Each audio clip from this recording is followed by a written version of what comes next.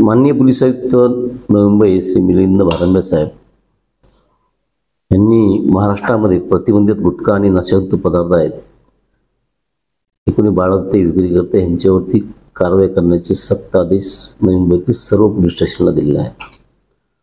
त्यानुसार आम्हाला 19/3/2024 रोजी आमचे शिपाई सय्यद म्हणून आहेत, तर त्यांना खबर मिळाली की एका टेम्पोमध्ये पुण्यावरून टेम्पोमध्ये गुटखा मुंबईकडे जात आहे.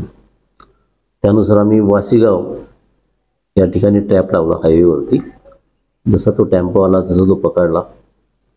पंचांना बोलून झडती घेतली असता त्यामध्ये राजनिवास हा सुगंधित पान मसाला, त्याची किंमत आहे जवळपास 9,60,000 रुपये थोडा मिळून आला आणि तो जप्त करण्यात आला. त्यामध्ये 2 आरोपी अटक केलेत.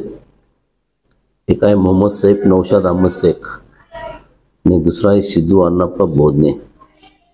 त्यातला पहिला मुंबईचा राहणार आहे, दुसरा पुण्याचा राहणार आहे. या दोघांना अरेस्ट केले. त्यांना 22 तारखेपर्यंत पोलीस कस्टडी डिमांड आहे. चौकशीमध्ये या दोघांनी यापूर्वी अशा प्रकारे कुठले गुन्हे केलेले आहेत त्याबद्दल माहिती होती? आरोपींना यापूर्वी केलेले ते सांगितले नाहीत. ही तर ड्रायव्हर आणि ते वाहक आहेत, परंतु ह्याच्यातले मेन आरोपी आणखी बाहेर आहेत. हा गुटखा कुठून घेऊन आले आणि कुठे घेऊन जात होते याच्याबद्दल काही माहिती मिळाली? हा गुटखा पुण्याहून आला होता, तो मुंबईला चालला होता. आणखी पुढील तपास चालू आहे.